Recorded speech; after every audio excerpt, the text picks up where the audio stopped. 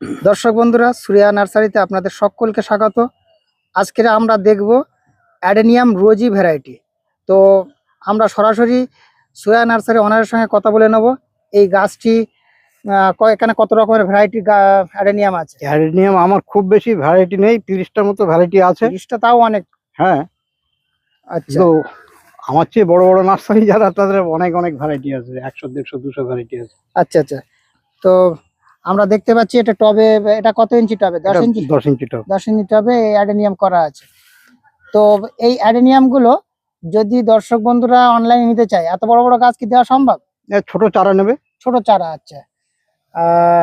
তো আমরা আজকে জানবো যে আপনার নার্সারির ঠিকানাটা। ঠিকানা হচ্ছে কেন্দুয়া, গোপালপুর।